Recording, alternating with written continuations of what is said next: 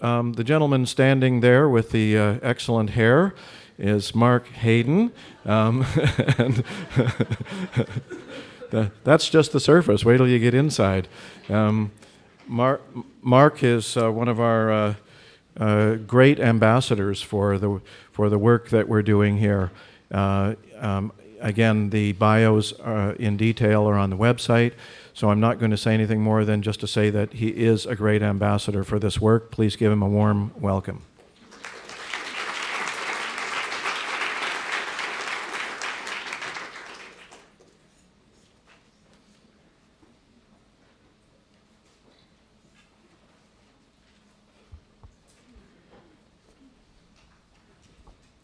Thank you, Stephen.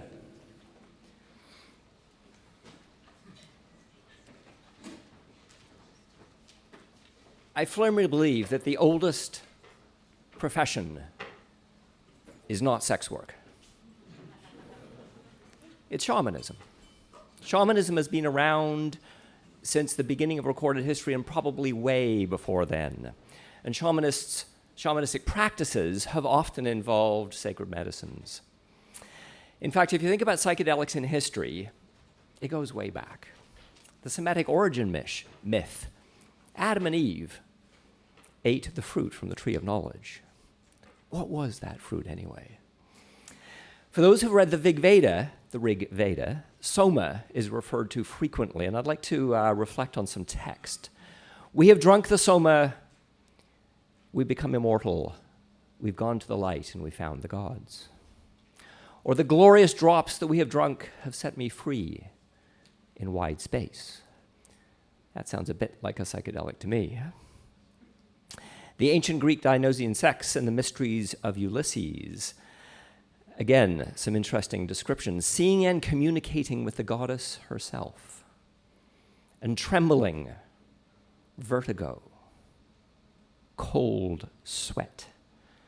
And a sense of awe and wonder at the brilliance that caused a profound silence.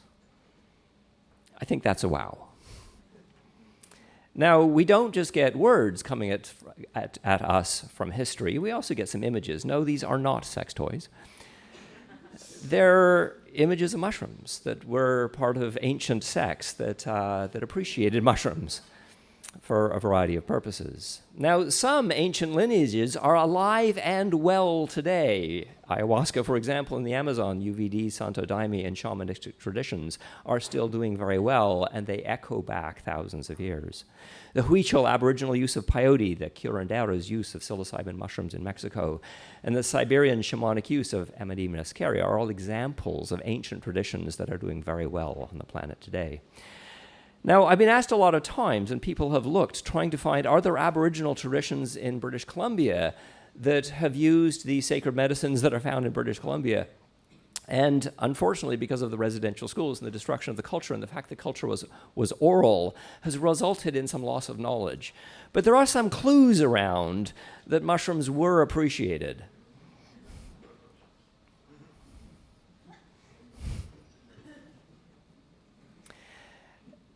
So, Stephen, where's Stephen gone? Oh my God. How long do I have? Oh well, he'll tell me. What time?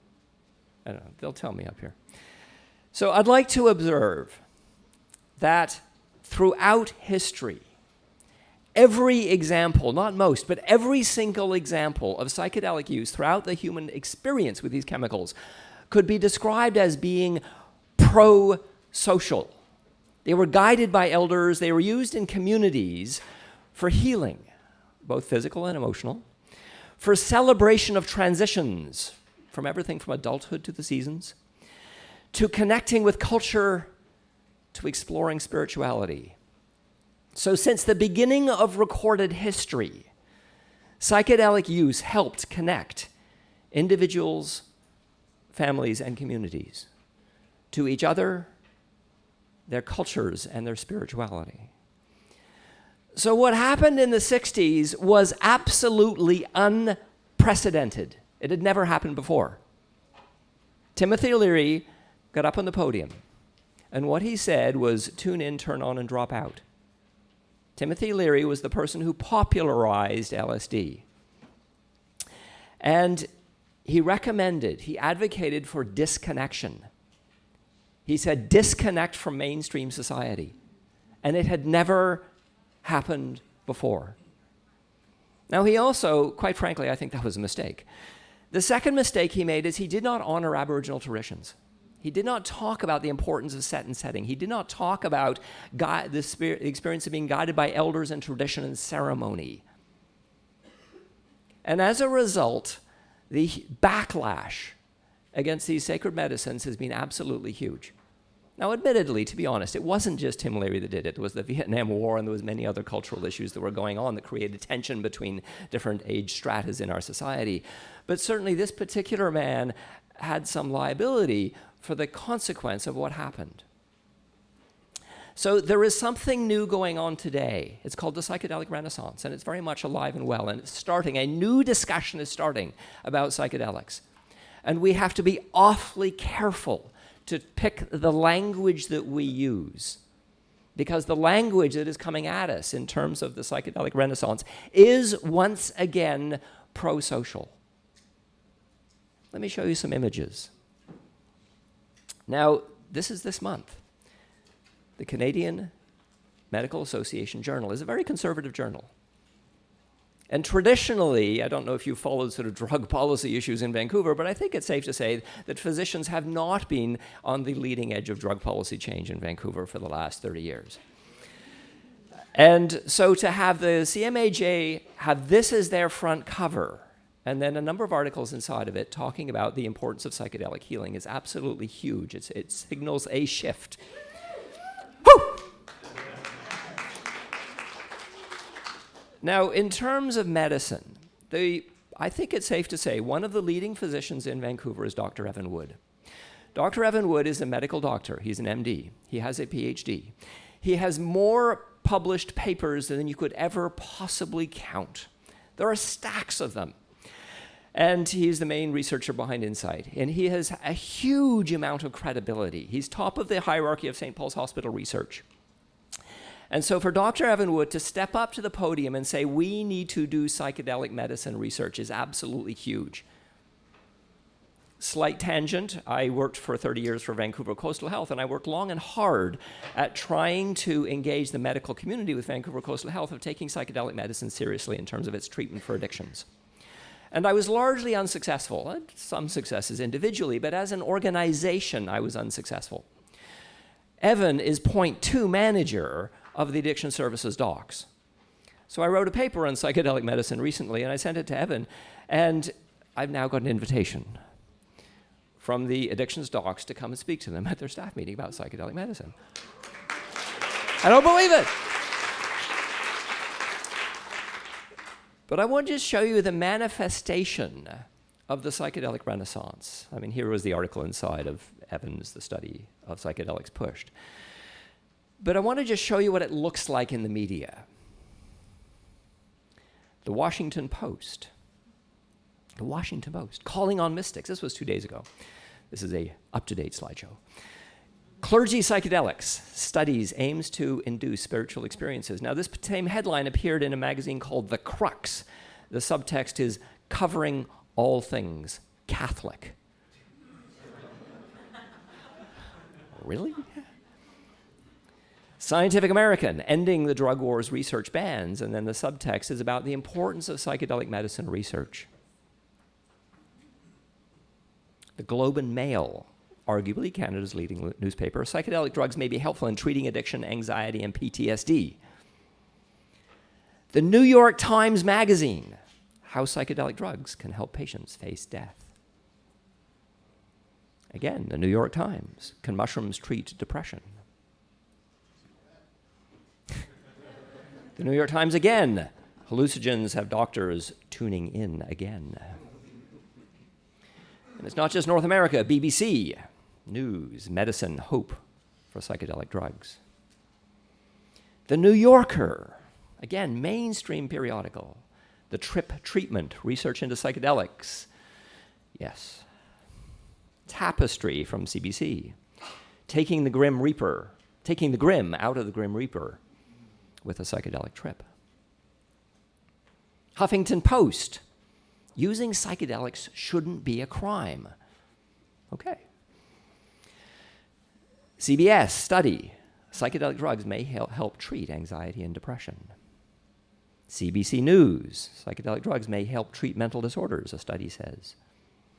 Newsweek, again, completely mainstream. Psychedelics promise a paradigm shift in treating mental illness. Time magazine, was Timothy Leary right? Now the subtext says no. But new research on psychedelic drugs does show promise. Reuters, again, feeding into the media. It's a news source. California scientists test ecstasy as an anxiety reducer for the mentally ill, for the gravely ill. Again, Reuters, researchers say ecstasy may help heal combat trauma. Maclean's, Canada's national news magazine, is ecstasy an answer? Now this one gets me. This is Fox News. Fox News. I'm going to repeat that. Fox News. Are you serious? Psychedelic Science Conference highlights therapeutic benefits of mind-altering drugs. Interest in the therapeutic use of psychedelic drugs on the rise, says a research review from the Vancouver Sun. Psychiatric Annals. Analysis explores potential psychedelic treatments of mental illness. Oprah. Can a single pill help heal your past? Spirituality and Health, the second coming of psychedelics. And from Popsy, Popular Science, why doctors should give you LSD, can't give you LSD, but maybe they should. So what I want to talk about is psychedelic healing. Essentially, this is a process. This is a prosocial process that is involved with healing people in the largest sense of the word. The study that I'm involved with, I'm the chair of the board of MAPS Canada. MAPS is the Multidisciplinary Association for Psychedelic Studies.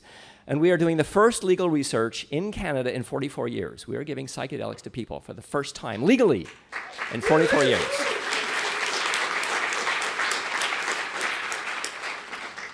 And we've just finished our phase 2 clinical trials. Any drug that you have ever taken that is on prescription, keyword on prescription, went through stage 1, 2, and 3 clinical trials, and we are now just finished phase 2. So we're gearing up for phase 3, which is really exciting.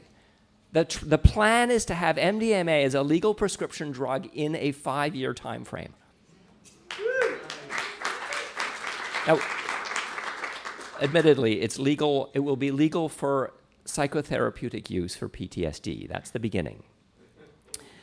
Now, why? So why is that so exciting to us? Why are we doing this research? It all came from this particular study, a study by Michael Mithoefer. An amazing title, it's amazing. But he demonstrated a level of effectiveness in the treatment of PTSD that had never happened before.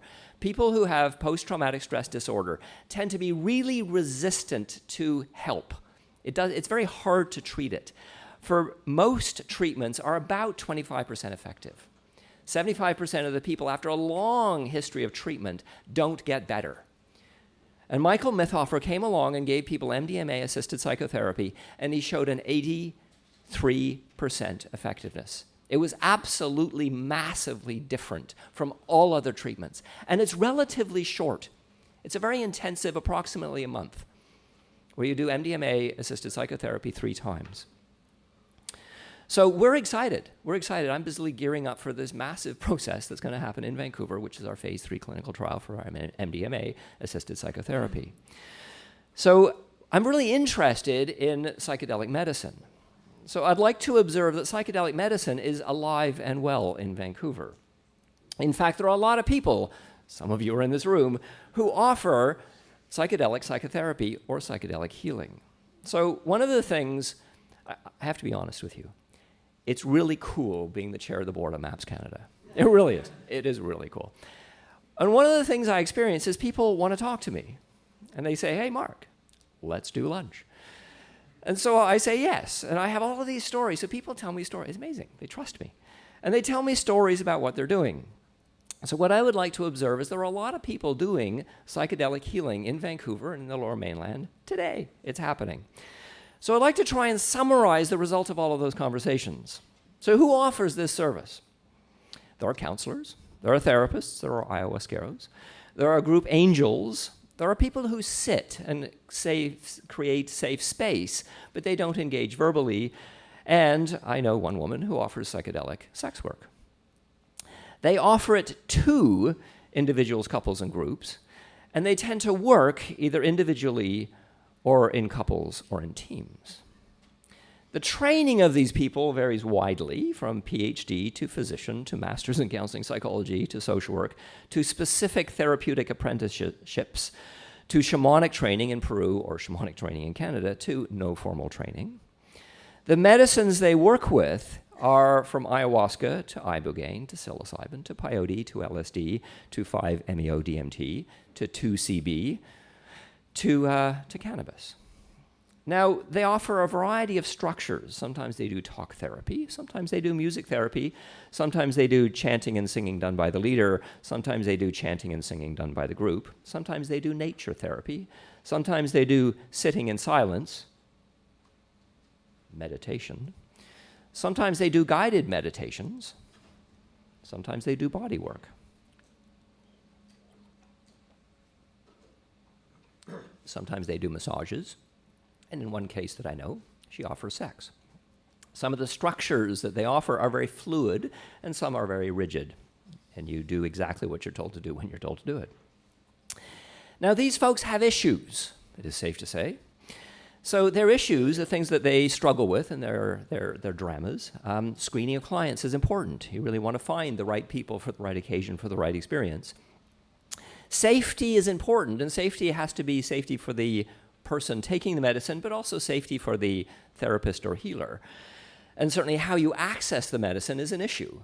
Some people have it so that you don't actually have, as the therapist does not give the medicine, because quite frankly that's illegal. So what they have is the person takes the medicine, then comes to the therapeutic session. And then there's nothing criminal about it in terms of the therapist's behavior. There are boundary issues. There are space boundaries, there are communication boundaries, and there are physical boundaries that have to be clarified. There need to be clear agreements between the person experiencing the medicine and the person offering the structure. Sometimes their agreements are in writing. There are money issues. People charge a range of different costs. There are confidentiality issues, confidentiality for both the client and the therapist or the healer. The issue of responsibility is important. How do you encourage somebody to take responsibility for their own actions? Length of time of the session varies widely. Sometimes it's a few hours and the individual will come in a few hours in the center of the session. Sometimes it lasts many days. There are professional territorial issues. Many people have told me that the thing and the lineage that they adhere to is the way, and the other people that do it are not so good. That's actually common in professions, so it is not unusual as an experience to have. One of the issues they deal with is, do they take the substance with the person? Sometimes not. Sometimes they take a low dose. Sometimes they take a high dose. The range of issues that clients come to see them for is from addiction to spiritual explorations, to depression, to PTSD, post-traumatic stress disorder, to life transitions, couples relationship issues, to chronic illness, the need to clarify and explore solutions to many of general life challenges. So why is a really important question. Why would a therapist or a healer want to work with psychedelics? If you're really trying to help people, what is it that psychedelics offer? A number of things are true for all psychedelics, and the last one is true for one psychedelic.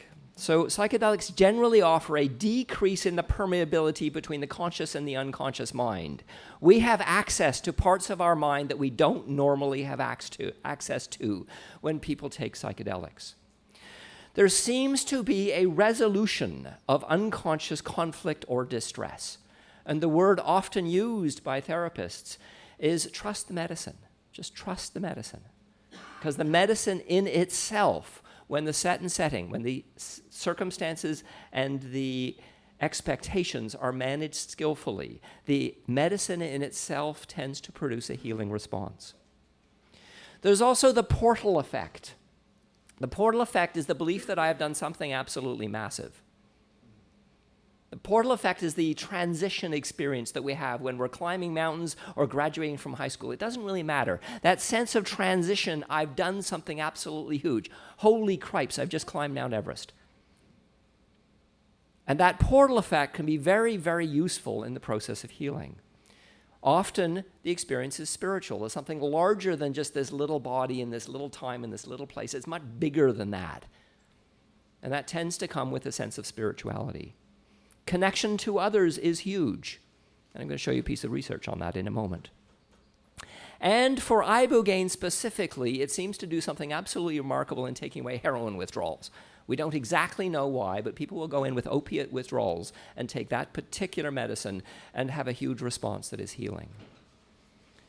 How long do I have, Stephen? 15 minutes. Okay. Yeah. 15. Okay. Thank you. It's always useful to know how long I'm supposed to talk for.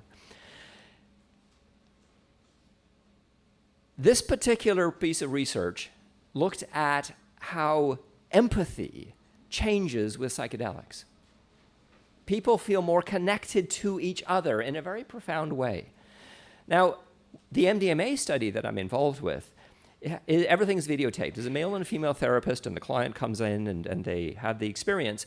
And it's a double blind. By that I mean nobody knows whether the pill the person took contained MDMA or whether it contained a placebo, which was inactive. And so the person reviewing the tapes later is trying to figure out which pill did this person take. One of the most significant clues that they took the MDMA is the person who is now receiving that experience turns to the therapist and says, "And how are you doing?"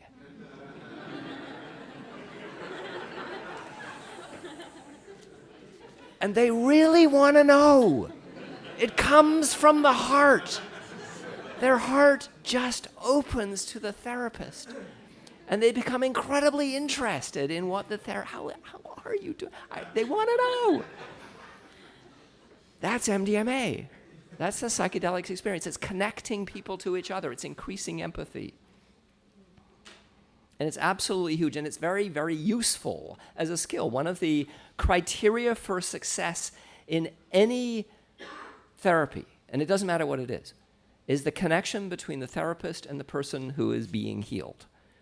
In fact, you can almost predict the success of any therapy by that strength of that connection.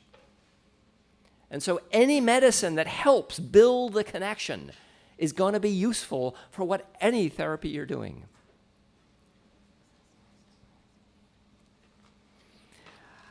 I want to just explore some of the research. I'm absolutely fascinated with what's appearing in the literature. Now, for those folks who attended the conference last year, Zach Walsh spent a whole session talking about this because it was an amazing piece of research. So I want to spend a lot of time on it, but I would like to acknowledge it. If I think about psychedelics being prosocial, that's my theory. The new psychedelic renaissance is about connecting people and getting people healthy and participating in a healthy way in our society. That is the messaging. That's the messaging of the psychedelic renaissance. So this particular piece of research was stunning because this was a fellow named Hendricks who went and found a database looking at recidivism. And he's had over 25,000 pieces of information, 25,000 individuals were collated into a piece of data, into a database that he had access to. And he looked at recidivism, which means going back to jail once you've been in jail. Now, in our society, what we believe is helpful in the context of recidivism is things like stable family, housing, employment. That's what we generally believe is useful when it comes to keeping people who have been in jail out of jail. That's our collective understanding. So Hendricks, looked at drug use patterns and superimposed it on the recidivism thing. So yes, he did acknowledge that stable housing, family, and employment are helpful in keeping people out of jail. But then he looked at drug use patterns, and he noticed, first of all, that things like smoking crack cocaine is huge in terms of people going back to jail. Okay, that kind of makes sense. And then he looked at this thing that was labeled in the database as hallucinogen use disorder. Now, in order to be diagnosed with hallucinogen use disorder, you need to have taken psychedelics. So he observed that hallucinogen use disorder was protective against going back to jail. In fact, it was more protective than stable housing, family, and employment. It was absolutely outrageous to look at the number. It was an outlier in the numbers. It was absolutely huge. Now, this particular researcher also went in and looked at suicidality. So he looked at attempted suicides and considering suicides. And the database he found was the National Health Survey. And it was 190,000 people. 190,000 people. It was huge. And what he observed was the use of psychedelics was protective against suicidality. Wow. So again, the discussion that the scientists are having are about the prosocial features of psychedelic medicines.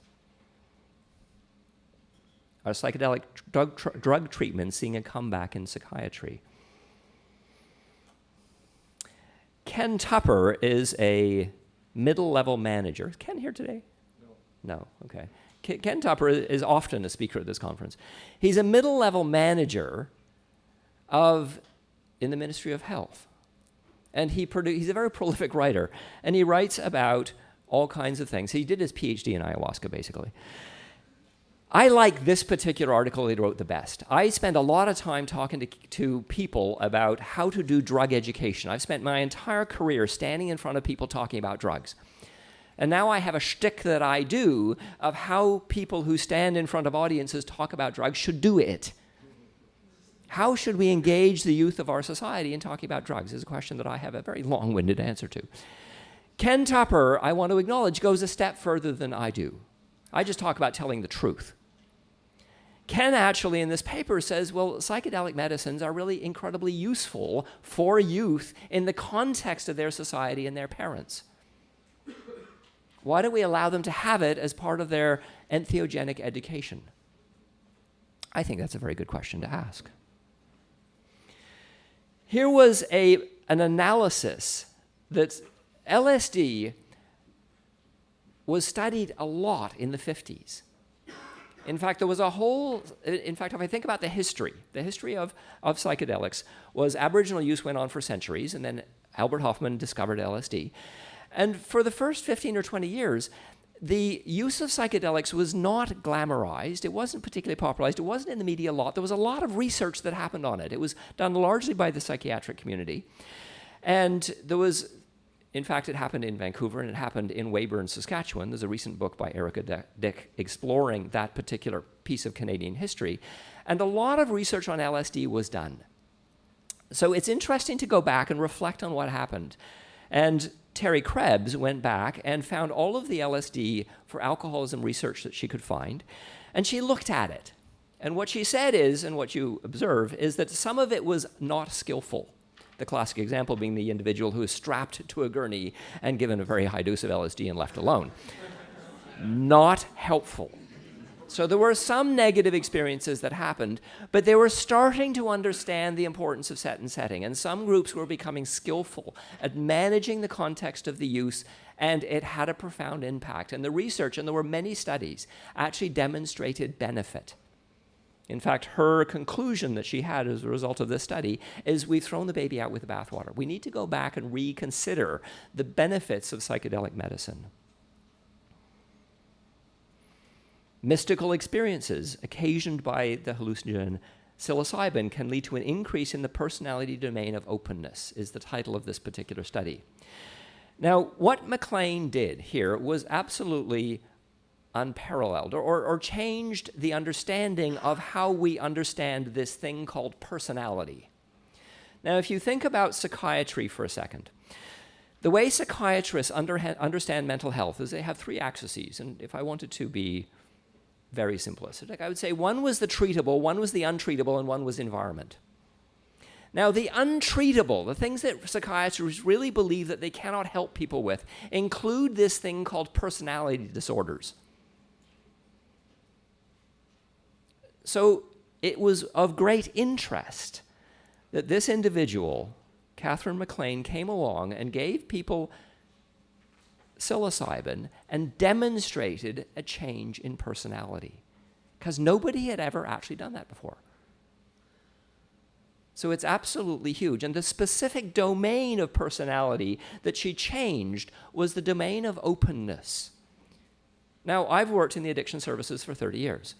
And certainly I have seen absolutely repetitively people sit in my office, and the discussion that I have with them is difficult. And it's difficult because individuals who have huge addiction problems often tend to be quite closed. So if we have a medicine that can help people to experience a sense of openness, it can be an absolutely huge factor for all healing.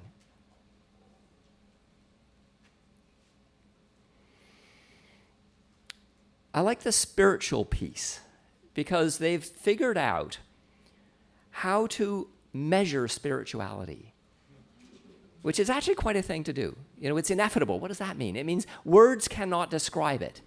So they've tried to figure out what words. Oceanic boundlessness. Okay, got it. Got it. Yes. So they're starting to measure the experience of spirituality. Now, personally, my favorite study of all time in psychedelics is this one. It was by a fellow named Griffiths. And he gave people psilocybin, and he measured their mystical response. Now, I'm about to do what you're not supposed to do when it comes to PowerPoint slides. I'm sorry, I'm going to apologize in advance, but I'm going to show you an absolutely obnoxious slide here.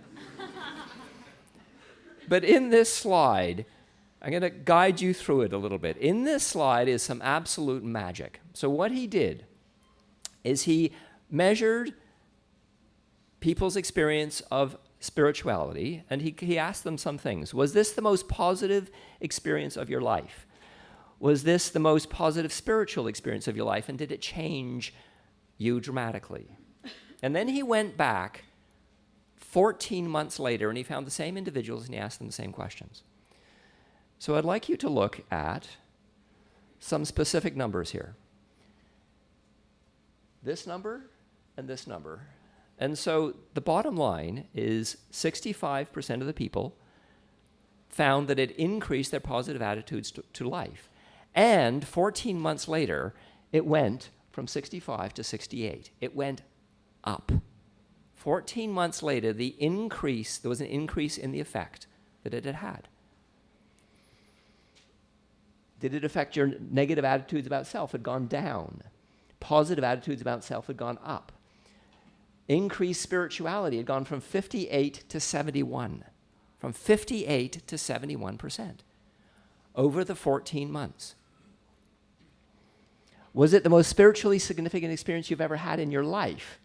And it had gone up dramatically. So I don't know of any treatment that anybody has ever taken for any illness that you have the effect, and then 14 months later it increases. There's nothing else like it. It is absolutely huge. So I would like to just finish by talking about my most recent paper that I've submitted for publication. And it's looking at psychedelics specifically. And the question that I ask, my area of academic interest, I work in the UBC School of Population and Public Health, and I publish papers. And I publish papers always asking the same question, which is, what would a post-prohibition model for the regulation and control of this substance look like? And so far I've worked with injectable and smokable stimulants and cannabis, and the most recent one that I worked with was psychedelics. So if we stopped, when we will stop criminalizing drugs, eventually it will stop. And criminalization is falling apart. Prohibition is ending. And it's ending around the planet, and you can look at all kinds of different examples, and you can look at Justin Trudeau. So you can look at many things that are happening now where essentially criminalization is ending. So really what we need to do as a community is explore, what are we going to replace it with? Because we can do it poorly, and we can do it well. And my own bias, my own framework, the own perspective that I have is what we need is a regulation of all currently illegal drugs from a public health perspective. So I'd like to explore what that actually looks like for psychedelics. So if you look at all drugs, you essentially look at there's toxicity and there's dependency. Those are the two things that go wrong with drugs. How toxic are they, and do you become dependent on them? The toxicity, Albert Hofmann argued that LSD was one of the least toxic drugs on the planet. And his argument was very simple, is there's a window of toxicity of about 1 to 6. The last time you took a prescription drug, if you multiply what the doctor told you to take by 6, you've probably done yourself harm. For LSD, it's in the thousands. Now, I would even argue that you could argue, therefore, that it's less toxic than water. Because what's a daily dose of water? About 3-4 glasses, maybe? If you tried to do 4 times 1,000 glasses of water, you would die. It would kill you. So one can actually argue that LSD is less toxic than water. So the toxicity is really low. And having worked in the addiction services for 30 years, I can guarantee you, nobody ever walked in my office saying, I can't stop taking LSD. It doesn't happen. The ability to stimulate dependence is incredibly low. So they're not toxic and they're not dependency forming, but there are problems. But the problems are always the same. In fact, I have all these news feeds that come at me every single day. And I look at the problems around the planet, the headlines of the problem with LSD and something went wrong. You can always interpret every problem that happens with psychedelic drugs as being exactly the same thing. And essentially, it's lack of supervision. It's lack of context, it's lack of set and setting controls, and it's lack of a safe space. Always, 100% of the time. So therefore, a regulated market for psychedelic drugs looks like this. Anybody who wanted to administer these substances would be allowed to apply for an application, a license, to administer these substances, and they would be granted the license if they agreed to a number of criteria. One is they would agree to provide set and setting controls for individuals for 8 hours after ingestion. And it doesn't matter what the set and setting controls are. It could be ayahuasca ceremonies, peyote ceremonies, psychotherapy, walking in nature, dance festivals. It doesn't matter, so long as there is a person responsible for the context of that substance. And they also need to work with all of their colleagues to develop best practices and to administer and work with the training of new psychedelic supervisors. So that's what it would actually look like in terms of a new model of psychedelic supervision. I have about 30 seconds left. So in my 30 seconds, I would like to give a little sales pitch. I'm a spammer. I organize and inform people as to what's going on in Vancouver around these kind of events. I send out the research and I send out the media clippings. So if you'd like to be on my spam list, there's my email. Email me and ask me to be put on my list, or grab my business card. And certainly inform me about stuff that's going on, and I'll send it out. I have hundreds of people on my list, and anybody that would like to be informed about what's happening in Vancouver, I certainly do that. Thank you.